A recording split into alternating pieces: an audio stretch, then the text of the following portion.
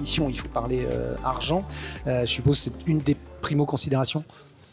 Alors, on parle d'argent, mais on parle de patrimoine. On parle de flux financiers, on parle de valeur d'actifs. Et si tout n'était que du financier, c'est-à-dire que de la trésorerie en tant que telle, ce serait très simple.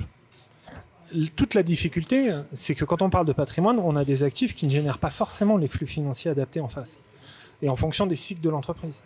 Si mon entreprise est dans une logique de croissance, je vais plutôt consacrer sa ressource à son développement, donc elle va être consommée par le service de la dette, ça va être très compliqué d'être en même temps dans un modèle où je vais devoir refinancer, entre guillemets, mes fonds propres, sa valeur, parce que je change de main ou je change de génération.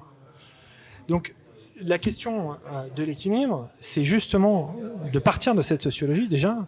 Est-ce qu'on construit autour d'une famille ensemble, ce qui ne veut pas dire forcément tout le monde prendre la décision, mais ce qui veut dire c'est qu'on met en commun quelque chose.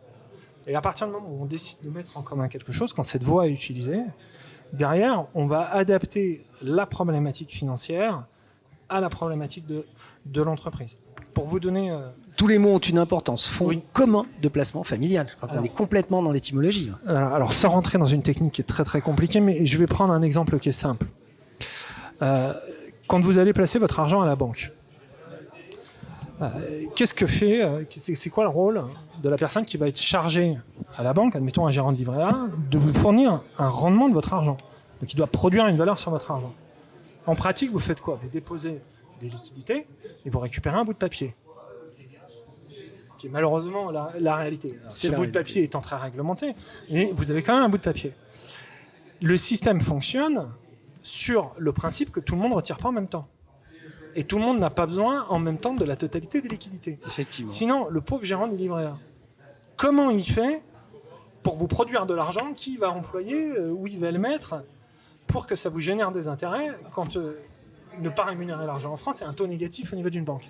Donc qu'est-ce qu'il va faire? Eh bien, il va gérer, en fait, il va changer de mathématiques. Donc il va utiliser des règles de probabilité pour essayer de définir quels peuvent être les besoins maximum sur des séquences de temps plus ou moins progressives. Et il va commencer à construire un équilibre entre l'ensemble des parties prenantes, c'est-à-dire aussi bien les gens qui vont venir amener de l'épargne, faire de la collecte, et les gens qui vont décollecter. Okay. Eh bien, c'est un peu la même chose dans la démarche intellectuelle. C'est-à-dire que la finance a résolu ses problèmes depuis très longtemps. Et tout ça, ça commence par quoi? Ça commence toujours par une structure juridique, c'est toujours la même chose, des règles de mathématiques qui permettent de gérer la liquidité, des problématiques de gouvernance, parce que dans le livret A, heureusement que tous les épargnants ne vont pas à l'Assemblée Générale pour donner un bout d'avis, parce que ce sera vite compliqué, mais ce contrat, entre guillemets, social qui est fait au départ, il est établi, et il me paraît comme étant un usage. Dans la logique de groupes importants, familiaux, avec des valeurs fortes, qui ont des logiques de résilience, eh bien, c'est pour ça que je dis on part de la sociologie, et c'est là où on peut dimensionner des choses, où on est plus fort ensemble, à partir du moment où on a levé toutes les problématiques de qui fait quoi, comment, où et quel niveau de liquidité. Okay. Et là, je vais revenir sur un point, vous avez parlé de génération, on ne parle pas là juste de première génération, deuxième génération, mais on se projette sur 3 générations, il faut aussi avoir une vision très long terme, tout ça. C'est souvent la problématique d'une entreprise, ce que je vous disais en introduction.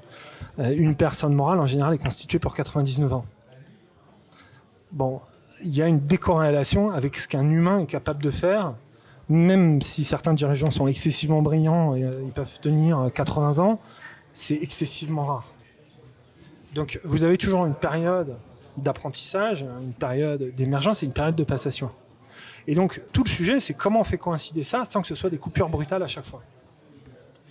Et ça, c'est un travail de long terme. Et la technique qu'on déploie dans le groupe, c'est-à-dire aussi bien l'angle fiscal, l'angle juridique, l'angle financier, l'angle économique, etc., doit d'abord répondre à cette problématique-là. Et cette problématique-là, quelque part, c'est l'entreprise qui nous dit, c'est les gens de l'entreprise qui nous expliquent leur vision. Et nous, on amène juste la technique dessus.